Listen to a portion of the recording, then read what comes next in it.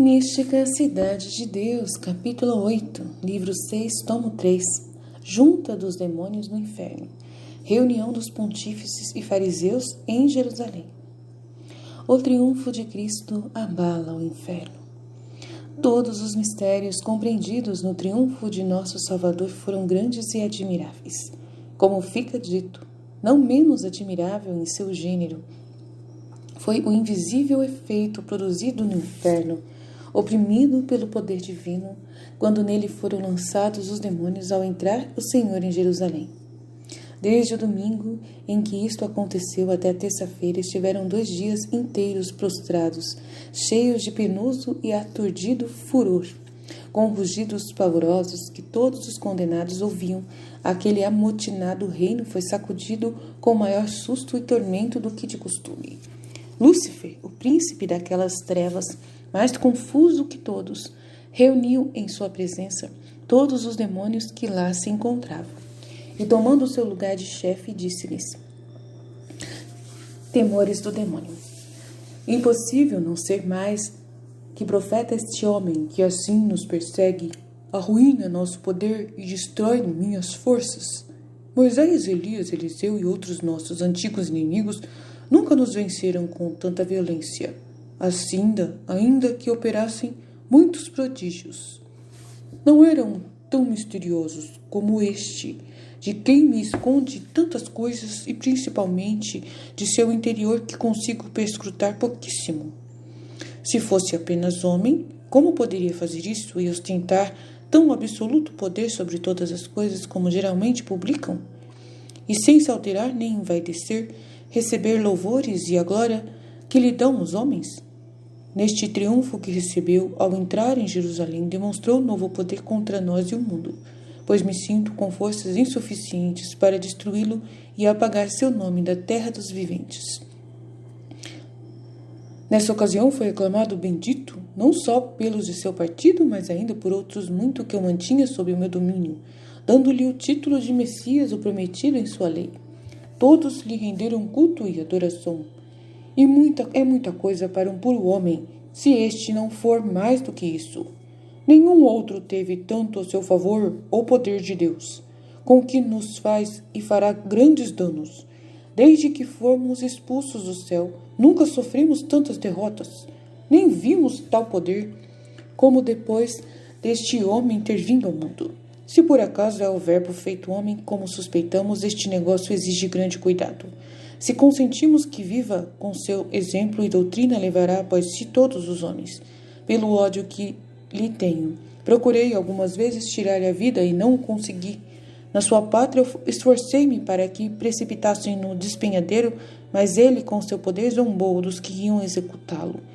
Outra vez em Jerusalém, procurei que os fariseus o apedrejassem, mas ele desapareceu.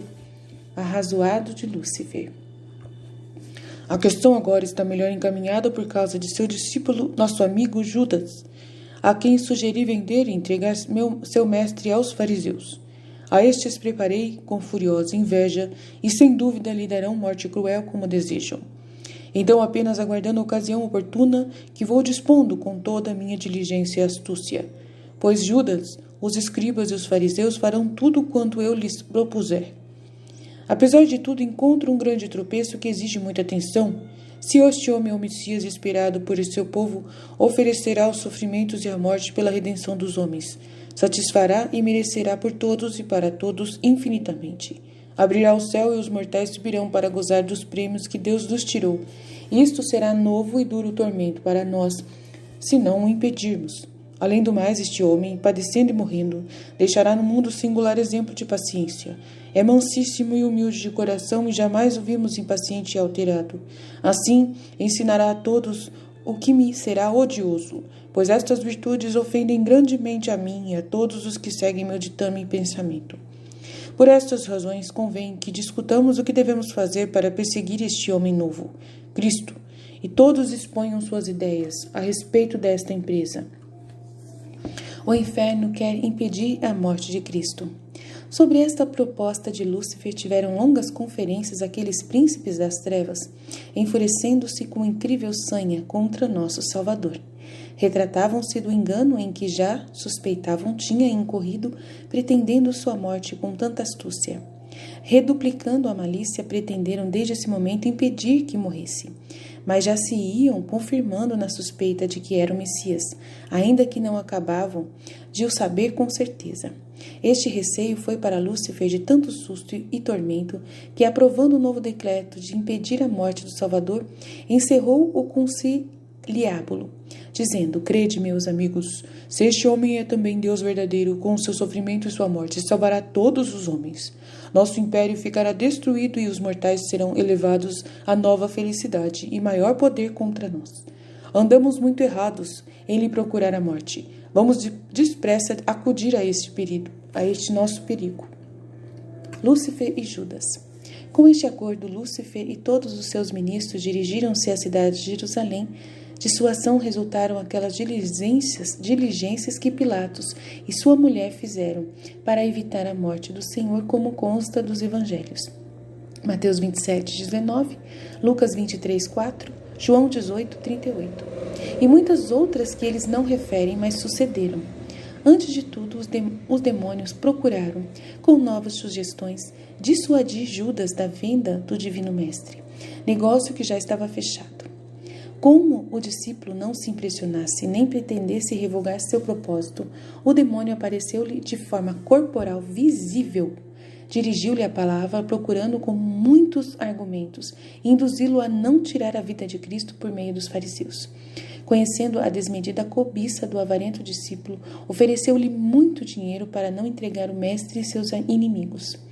Lúcifer empregou nestas diligências muito mais empenho do que antes, para induzi-lo a vender seu mansíssimo e divino mestre. Sem a graça divina, ninguém se arrepende. Ó lástima da miséria humana! Tendo Judas se entregado ao demônio para lhe obedecer no mal, não pôde fazer outro tanto para se tratar. Qual a razão? Porque a ação do inimigo não possui a força da graça divina, e sem estas são inúteis todas as persuasões e diligências para deixar o pecado e seguir o verdadeiro bem.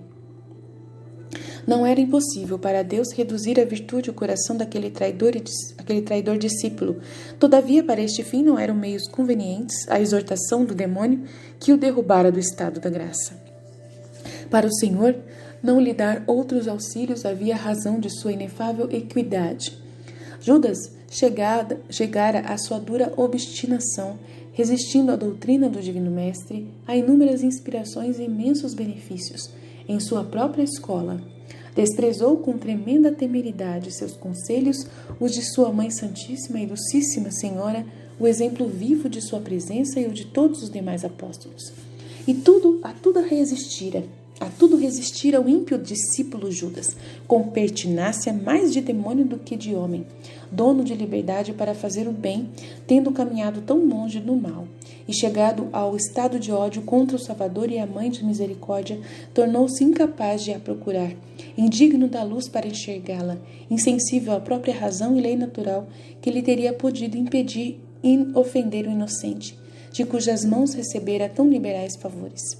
Terrível exemplo e lição para a fragilidade insânia dos homens que não temem cair e perecer em semelhantes perigos, acabando em tão infeliz e lamentável ruína. Novas tentativas dos demônios. Desanimados de conseguir algo de Judas, foram os demônios para os fariseus pretendendo conseguir o mesmo. Por meio de muitas sugestões e pensamentos que os fizessem desistir de perseguir o Cristo, nosso bem e mestre.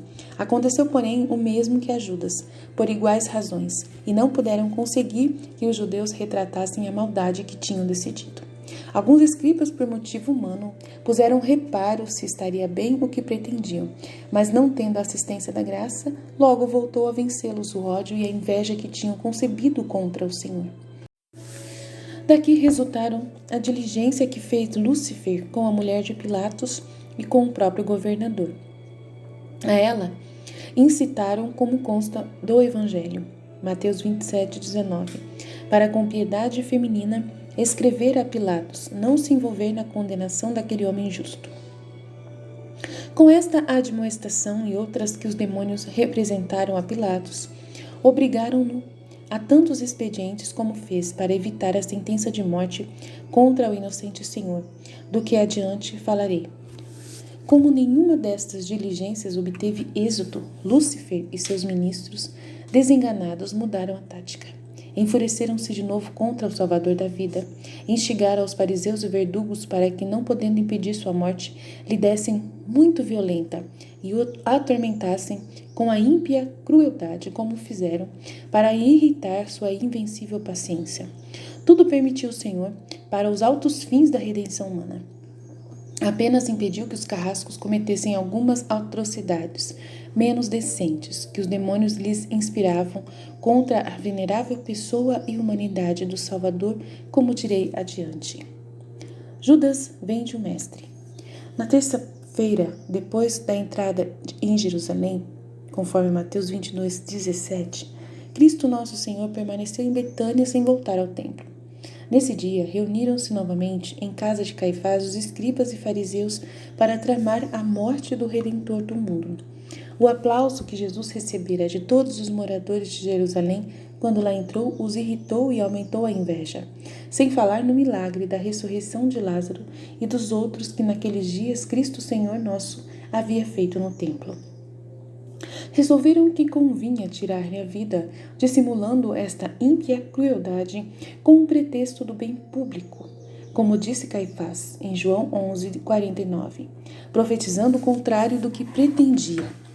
Vendo-os decididos, o demônio pôs na imaginação de alguns que não executassem esse propósito na festa da Páscoa, para não alvoroçar o povo que venerava a Cristo, nosso Senhor, como Messias e grande profeta.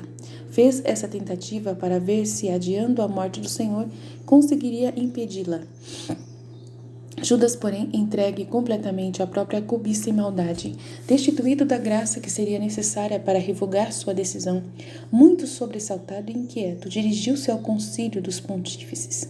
Combinou com eles a entrega de seu mestre mediante o pagamento de 30 dinheiros, conforme Mateus 26:15, contentando-se em dar esse preço por quem encerra em si todos os tesouros do céu e da terra. Os pontífices, para não perder a oportunidade, passaram por cima do inconveniente de ser a festa da Páscoa. Assim, estava disposto pela infinita sabedoria, cuja providência ia dispondo os fatos. Maria chora com os anjos. Neste interim passou-se o que narra São Mateus 26:2, dizendo nosso Redentor aos discípulos: sabei que daqui a 2 dias o Filho do Homem será entregue para ser crucificado. Judas não se encontrava presente depois de sua traição, voltou entre os apóstolos e perfidamente andava, investigando e perguntando aos seus companheiros e ao próprio Senhor e à sua Mãe Santíssima para onde iriam quando saíssem de Betânia e o que o mestre pretendia fazer nesses dias. O infiel discípulo fazia essas pesquisas para melhor preparar a entrega de seu mestre, contratada com os pontífices e fariseus. Com estes fingimentos e dissimulações, pretendia Judas encobrir a sua traição hipócrita, mas em vão, porque não só o Salvador, como também sua prudentíssima mãe conheciam sua dúplice e depravada intenção. Os anjos haviam logo referido à senhora o contrato de Judas com os pontífices, entregando Jesus por 30 dinheiros. Naquele dia, o traidor atreveu-se a perguntar à grande senhora onde seu Filho Santíssimo determinara ir na Páscoa. Com incrível mansidão, ela lhe respondeu: quem poderá entender, ó Judas, os juízos e segredos do Altíssimo? Desde esse momento deixou de o admoestar e exortar a que se convertesse de seu pecado. Não obstante, o Senhor e sua mãe continuaram a tolerá-lo, até que ele mesmo desesperou da eterna salvação. A mansíssima pomba, conhecendo a irremediável perdição de Judas e que seu Filho Santíssimo seria logo entregue aos seus inimigos, chorou sentidamente em companhia dos anjos, porque não podia confiar sua íntima dor com outra criatura. Com os espíritos celestes derramava o mar de sua amargura, dizendo palavras de grande peso, sabedoria e sentimento. Admiraram-se os anjos, vendo uma criatura humana agir de modo tão novo, com tão elevada perfeição, no meio daquela tribulação e dor tão profunda. Doutrina que me deu a grande Rainha do Céu, Maria Santíssima. Nem tudo é conhecido pelo demônio. Minha filha, tudo o que entendeste e escreveste nesse capítulo contém grandes mistérios e ensinamentos para o bem dos mortais. Se atentamente os consideram, em primeiro lugar, deves compreender que meu Filho Santíssimo veio vencer o demônio e enfraquecer-lhe a influência nefasta que exercia sobre os homens. Para este fim, não lhe alterou a natureza e ciência habitual de anjo, mas ocultou-lhe muitas coisas, como em outros lugares escreveste. Não chegando a conhecê-las, seria reprimida a malícia deste dragão pelo modo mais adequado à suave e forte providência do Altíssimo. Por este motivo, se lhe ocultou a união hipostática das duas naturezas, divina e humana. Ignorante deste mistério, enganou-se e andou flutuando em suspeitas e suposições falaciosas, até que a seu tempo meu Filho Santíssimo permitiu-lhe conhecer que sua alma divinizada havia sido gloriosa desde o instante de sua concepção. De igual modo, ocultava-lhe alguns milagres de sua vida santíssima e deixava que visse outros. O mesmo acontece agora com algumas almas. Não consente, meu Filho Santíssimo, que o inimigo conheça todas as suas obras, ainda que naturalmente as poderia conhecer. O Senhor las esconde para conseguir seus altos fins em benefício das almas. Depois de realizadas, deixa que o demônio as veja para sua maior confusão. Assim aconteceu nos fatos da redenção, quando, para seu tormento e maior opressão, o Senhor consentiu que os conhecesse. É por esta razão que a serpente infernal anda sondando as almas para rastrear seus atos, não só interiores, mas também exteriores, as moções divinas e as diabólicas. Assim intenso é o amor de meu Filho Santíssimo pelas almas, depois que nasceu e morreu por elas.